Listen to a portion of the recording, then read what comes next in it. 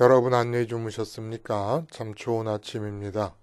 우리 2016년 3월 17일 목요일 말씀으로 드리는 오늘의 번제 함께 합니다.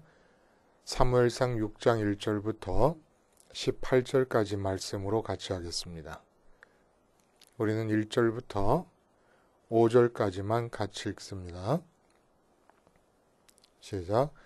여호와의 궤가 블레셋 사람들의 지방에 있은 지 7달이라 블레셋 사람들이 제사장들과 복술자들을 불러서 이르되 우리가 여호와의 궤를 어떻게 할까? 그것을 어떻게 그 있던 곳으로 보낼 것인지 우리에게 가르치라. 그들이 이르되 이스라엘 신의 궤를 보내려거든 거저 보내지 말고 그에게 속건제를 드려야 할지니라. 그리하면 병도 낫고 그의 손을 너희에게서 옮기지 아니하는 이유도 알리라 하니 그들이 이르되 무엇으로 그에게 드릴 속건제를 삼을까 하니 이르되 블레셋 사람의 방백의 수요대로 금 독종 5과 금 쥐 5마리라야 하리니 너희와 너희 통치자에게 내린 재앙이 같음이니라. 그러므로 너희는 너희의 독한 종기의 형상과 땅을 해롭게 하는 쥐의 형상을 만들어 이스라엘 신께 영광을 돌리라. 그가 혹 그의 손을 너희와 너희의 신들과 너희 땅에서 가볍게 하실까 하노라. 오늘 우리가 함께 읽은 말씀 중심으로 살아 계셔서 하나님을 싫어한다 라는 제목의 하나님 말씀 증거합니다. 하나님을 사람들이 싫어합니다. 싫어하는 이유가 살아 계시기 때문입니다. 그래서 싫어하는 방식도 하나님이 살아 계심 자체를 인정하지 않습니다. 왜냐하면 살아 계심이 싫기 때문에.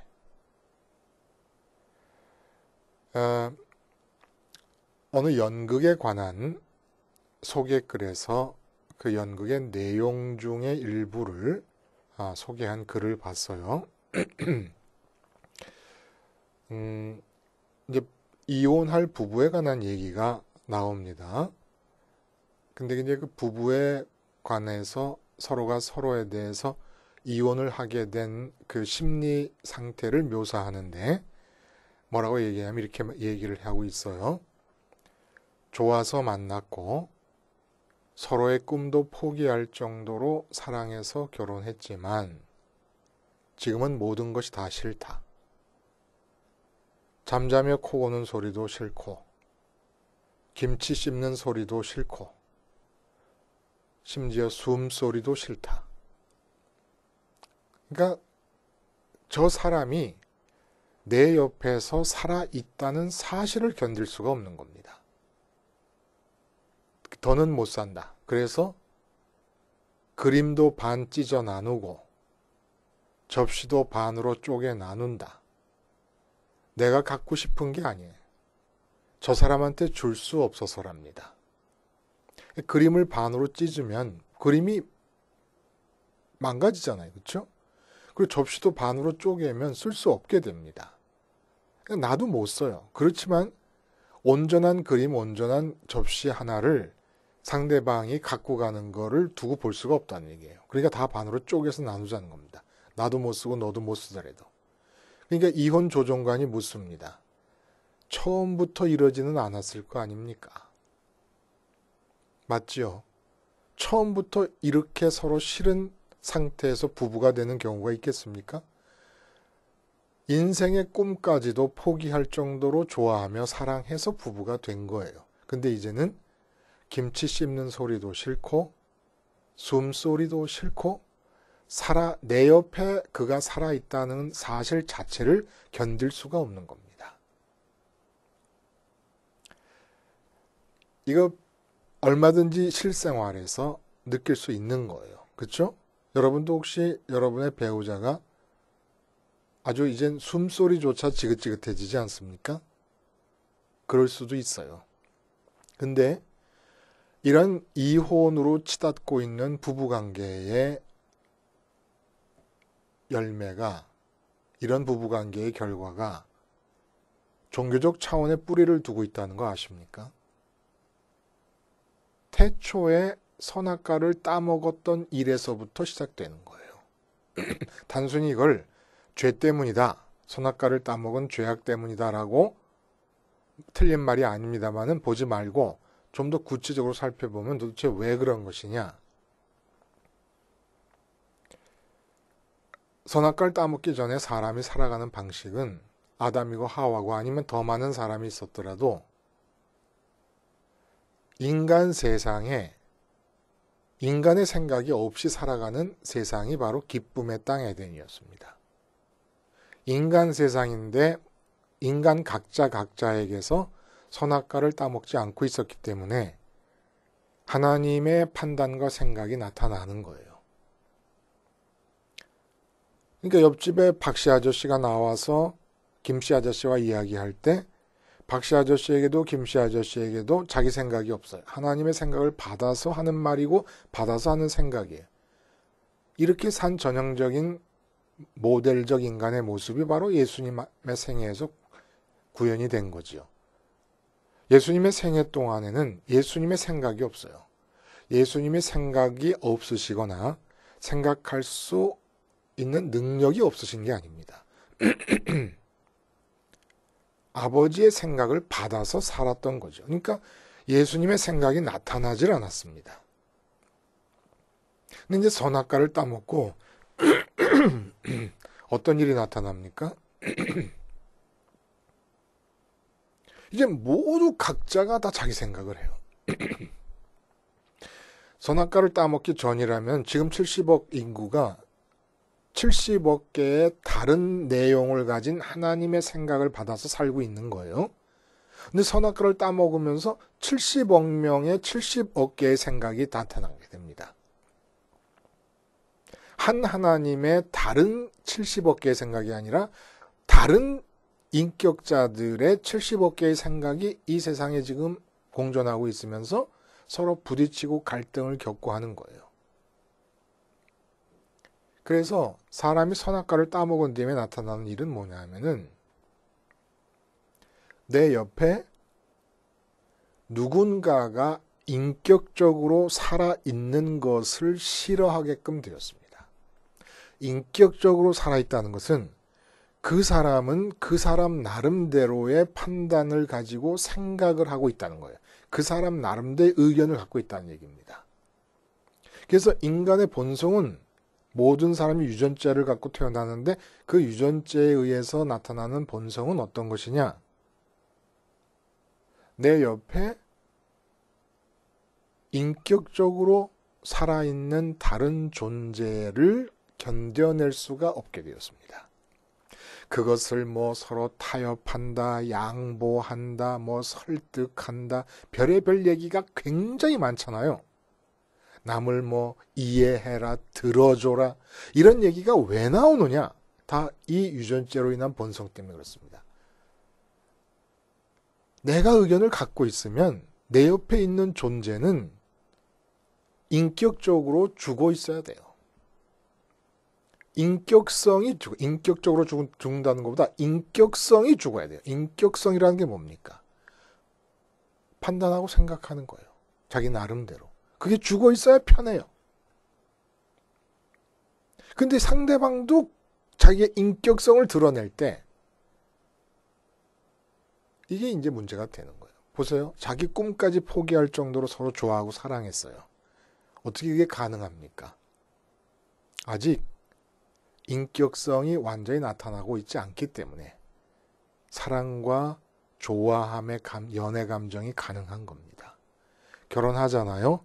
이제 본격적으로 각자의 인격성이 살아나기 시작합니다. 그러면 어떻게 됩니까? 숨소리가 지겹습니다.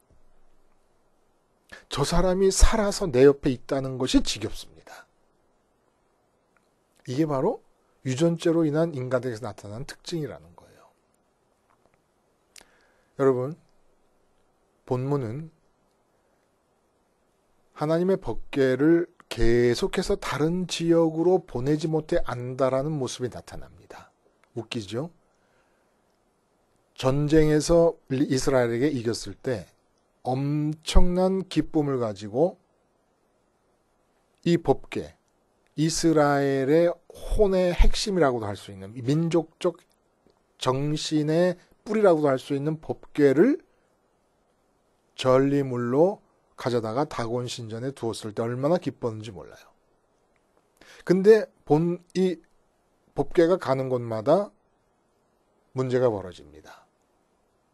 독종이 생기고 재앙이 주어지고 다곤신의 다곤 신상은 목이 달아나고 팔이 부러져 나가고, 그래서 이제 아벡 전투에서 아스돗에 있는 다곤 신전에 두었다가 법궤를 이제 가드로 보내는데 가드에도 똑같은 재앙이 임하니까 가드에서 에그론으로 또 보내집니다. 결국 블레셋은 못 견디고는 오늘 본문의 얘기대로라면 계속 읽어보면은 법궤를 이스라엘로 돌려보냅니다. 근데 우리가 읽지 않은, 내일 하겠습니다마는 법궤를 돌려받은 이스라엘에서도 마찬가지 일이 일어납니다. 기쁨으로 법궤를 맞이한 베세메스 주민들이 법궤 안을 들여다보다가 70명이 죽임을 당합니다. 그리고 나서는 다시금 블레셋에서 그랬던 것처럼 기럇 여야림이라는 곳으로 또 보내려고 합니다. 도대체 왜 여호와 하나님의 법궤와의 동행이 이처럼 힘이 드는 걸까요? 말씀이 들어있는 법궤가 놓인 다곤 신전의 신상이 깨뜨려졌어요. 그러면 블레셋에게 알려질 수 있는 사실이 뭡니까? 다곤 신이 가짜 신이라는 게 드러난 거예요. 그리고 이스라엘의 하나님 여호와가 진짜 신이라는 게 드러났고, 하나님이 살아계신 유일한 신이라는 게 블레셋 사람들 앞에 지금 펼쳐지고 있는 겁니다. 그리고 독종이 생겼습니다. 재앙이 주었습니다. 이 모든 사실들이 계속해서 이스라엘의 하나님 여호와가 살아계신 분이라는 사실을 블레셋 사람들에게 증거해주고 있는 사건들이잖아요. 그리고 계속 읽어보면 어떻게 법궤를 돌려보내냐 하면은 자기들이 받은 재앙의 독한 종기를 형상화해가지고 금으로 만들고, 또 다른 이제 땅이 피해를 봤다 해가지고 아마 쥐로 인해서 패스트병이 옮겨지지 않았겠는가라고 추측을 합니다. 그래서 금으로 또 쥐 모양을 만들어가지고 법궤와 같이 실어서 젖이 나오는 암소 2마리의 수레를 끌게 해서 보내는데, 하나님이 진짜 살아계셔서 이런 모든 일을 주관한 것인가 아닌가를 확인하기 위해서 일부러 젖이 나는 암소 2마리를 택했어요. 그래서 그 암소의 송아지들을 집에 가두어 놓고 암소 2마리가 수레를 법궤를 싣고 금독종과 금쥐 5덩이를 실은 수레를 끌게 합니다. 왜냐하면 암소는 송아지에 대한 어미의 본능이 있기 때문에 송아지가 있는 대로 돌아오게 돼 있잖아요. 그러니까 이 사람들이 뭐라 그러냐면은 송아지 있는 대로 돌아오지 않고, 자기 새끼한테로 돌아오지 않고 계속 진행해서 이스라엘 땅으로 들어가면 이 모든 게 다 하나님이 하신 일이다. 여호와가 한 일이다. 라고 했는데 진짜 글로 갔어요. 울면서 갔다는 얘기는 송아지에 대한 생각을 어미소가 하고 있다는 거예요. 하고 있는데도 계속 걸어갔던 겁니다. 송아지 있는 대로 돌아오지 않고. 그러니까 법궤를 끈 수레가 베세메스 이스라엘 땅으로 들어간 걸 보고 진짜 여호와 하나님 살아있구나 라는 걸 이 사람들이 확인한 거예요. 그래갖고 다곤 신전에서 일어났던 일이라든지 재앙과 독종이 임했던 모든 것이 다 하나님이 하신 일이다. 여호와 하나님, 이스라엘의 하나님이 하신 일이다 라는 것을 확인했습니다. 그럼 도대체 왜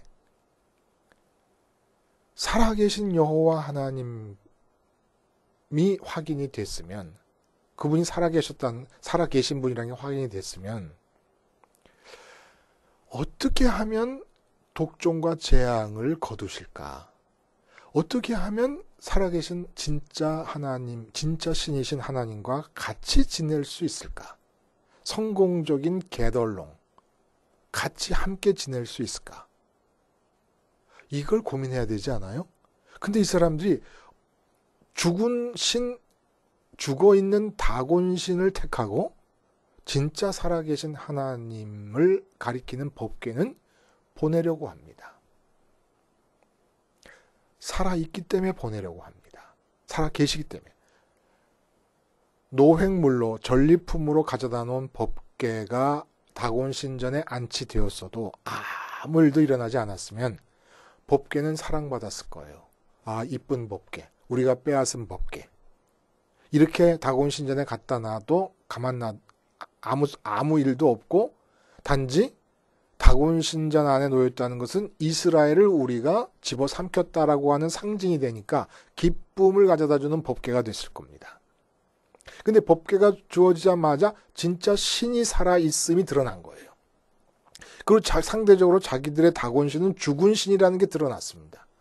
그러면 기생 라합이 그랬던 것처럼 모압 여인 룻이 그랬던 것처럼 자기들의 죽은 신을 버리고 살아계신 하나님과 어떻게 좋은 사이가 될 수 있을 것인가를 고민해야 되는데 하나님이 살아있는 신이라는 게 확인되고 나서부터 아주 적극적으로 복술가와 다곤신의 제사장까지 다 동원해가지고 그 법궤를 어떻게 치워버릴 것인가, 하나님 살아계심을 가리키는 증거물인 법궤를 어떻게 치워버릴 건가에 몰두하게 됩니다. 그리고 보내버립니다. 그리고 베세메스 이스라엘 사람들도 결국은 법궤를 다른 곳으로 보내려고 합니다. 이게 뭘 뜻하는 겁니까? 인류 각자 전체가 갖고 있는 하나님에 대한 본능을 얘기하는 거예요. 하나님을 싫어합니다. 왜 싫어합니까? 살아 계셔서 싫어합니다. 하나님 살아 계시면 왜 싫습니까? 여러분, 이상한 게 있죠. 너무 당연해서 이상하게 느끼지 못하시지만 못을 들고 나무에 박혀요. 근데 못을 들고 유리에 박으면 유리가 깨집니다. 유리가 왜 깨지는 줄 아십니까? 그냥 유리니까 깨지지. 그게 아니에요. 과학적으로 분석을 해보면 유리가 고체처럼 보이지만 고체란 무엇이냐? 분자에 결합된 상태가 규칙적이고 아주 단단한 상태가 고체를 만들어냅니다. 그 분자의 결합 구조가 느슨해지면서 액체가 되고 더 느슨해지면 기체가 됩니다. 근데 유리는 분자의 결합 구조가 고체라고 말할 수가 없는 상태예요. 액체 상태입니다. 그러니까 단단한 액체예요, 유리가. 그래서 깨지는 겁니다. 나무나 쇠나 이런 것들은 못을 대고 쳐도 깨지지 않는데 유리가 깨지는 이유는 분자의 결합이 느슨하기 때문에, 고체가 아니기 때문입니다. 근데 고체처럼 보입니다. 히브리서에 보면은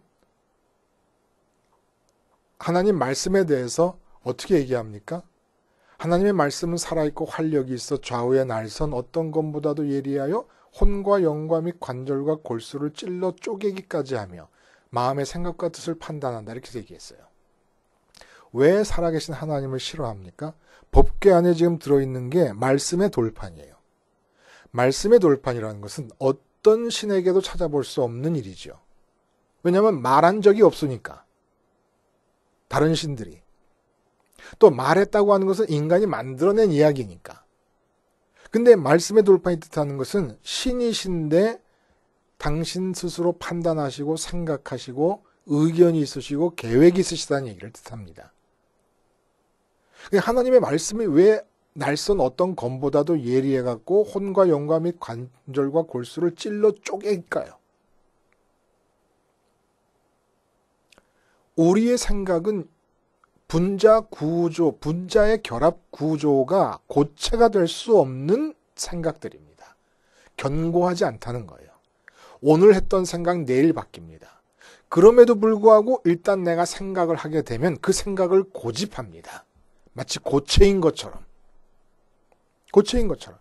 근데 하나님의 생각이 들려오면 내 생각은 유리판처럼 깨질 수밖에 없는 거예요. 그래서 심령, 혼과 영과 및 관절과 골수를 찔러 쪼개기까지 한다. 깨져 나가는 겁니다. 마음의 생각과 뜻을 판단하시. 내 마음의 생각과 뜻을 판단해 내 마음의 생각과 뜻을 깨뜨리신다는 얘기예요. 그래서 싫어하는 겁니다. 이거는 사랑해서 결혼했던 부부가 서로가 서로에 대해서 숨소리조차도 싫어할 만큼 지긋지긋해진 상태와 똑같은 거예요. 왜 싫은 줄 아십니까? 왜 좋았는 줄 아십니까? 좋아할 때는 그 사람의 인격성, 그 사람의 생각과 의견이 강하게 주장되지 않고 있었기 때문입니다. 그리고 사랑할 때의 마음은 처음부터 아예 나의 생각을 표현하기보다는 그의 생각이 더 궁금했습니다. 그의 마음에 들어야 되기 때문에. 그래서 좋아한 거예요, 서로가. 근데 결혼해서 살면서 자기의 의견이 나타나기 시작합니다. 인격성이 살아납니다.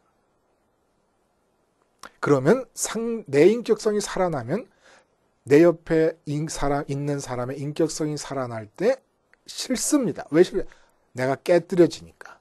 그 인격성의 표현을 받아들이면, 그 생각, 그 의견을 받아들이면 내게 깨뜨려지니까. 깨질까봐 싫은 거예요. 말씀의 돌판. 하나님의 살아계신 분인 것이 드러나고 인격성의 증거가 돌판이에요. 말씀의 돌판이에요. 제일 싫은 게 뭐예요? 제일 싫은 게. 이 세상에서 제일 싫은 게. 나람 생각이 같지 않은 하나님이 세상을 주관하고 계신다는 게 제일 싫은 거예요. 세상을 주관하는 분이 나와 생각이 다른데 그분이 살아있다는 사실이 제일 싫은 겁니다. 제일 무서운 거고. 왜냐하면 내 생각이 깨뜨려져야 되니까. 주님이 십자가에 못 박히셨습니다. 왜 못 박히셨을까요? 못 박히신 이유가 간단해요. 베드로서 보면은 너희가 거듭난 것은 썩어질 씨로 된 것이 아니요 썩지 아니할 씨로 된 것이다. 그래 놓고는 모든 육체는 풀과 같고 그 모든 영광은 풀의 꽃과 같으니 풀은 마르고 꽃은 떨어지되 주의 말씀은 세세토록 있도다. 여기서 풀과 꽃을 하나님의 세세토록인 말씀을 비유하는 게 아닙니다. 풀과 꽃은 하나님의 세세토록 있는 말씀과 대비되는 우리의 말씀, 우리의 생각을 말하는 거예요. 우리의 생각은 풀과 꽃 같아요. 고체 같지만 분자의 결합 구조가 액체 상태인, 액체가 흘러가면 그뿐 아닙니까? 형체가 없는 거예요. 형체가 없는 생각들인 거예요. 다. 주님이 십자가에 못 박힐 때 육체에 못이 박혔다는 것은 우리의 형체 없는 생각, 고체 같아 보이지만은 실제로는 액체 같은 생각, 영원할 수 없는 생각, 모양, 정형화된 어떤 형식이 나타날 수 없는 그런 생각. 이게 다 어디에 뿌리를 두고 있냐면 우리 육체에 뿌리를 두고 있기 때문에 우리가 죽는 죽음을 대신해 주님이 죽으실 때 육체에 못이 박히신 겁니다. 육체에 못이 박혀서 육체에 대해서 마음이 죽으면 생각이 죽습니다. 한번 생각해 보세요. 육체가 없다고 가정해 보면은 우리 마음에 생각이 떠오르겠습니까? 육체로 보고 듣고 만지고 접촉하고 하니까 생각이 다 떠오르는 거예요. 근데 그 모든 생각이 고체 같아 보여. 생각이 내 마음에 들 때는 이 생각대로 돼야 될 것 같아요. 내 생각과 내 계획대로 되면 분명히 행복할 것 같아. 딱딱한 고체같이 느껴져요. 그러나 이게 실제로 액체라는 거예요. 영원한 고체로서의 말씀은 하나님으로부터 주어진 말씀밖에 없습니다. 근데 선악과를 따먹고 나서 내가 생각하고 내가 계획하고 내가 의견을 갖는 이것들이 하나님의 말씀이 들려오고 하나님의 생각 앞에서는 하나님과 같이 함께 하려면 깨뜨려져 나가질 수밖에 없어요. 그래서 하나님 살아계신 게 싫습니다. 그래서 우리 기독교인들이 하나님의 이름을 부를 때 내 생각과 내 계획과 내 소원을 고집하면서 하나님의 이름을 부르잖아요. 그러면 하나님을 죽은 존재로 취급을 하는 것과 같습니다. 그래서 사람들은 살아계신 하나님보다 죽은 다곤신을 선택하는 것처럼 살아계셔서 내 생의 모든 순간에 대해 당신의 생각을 갖고 계시고 당신의 의견을 갖고 계시고 계획을 갖고 계신 하나님보다는 내 생각과 계획과 내 소원이 좋기 때문에 하나님의 이름에 죽은 신을 결합시킵니다. 죽은 신이라야 내 생각과 내 계획과 내 판단을 여과 없이 받아들여 줄 것 같으니까.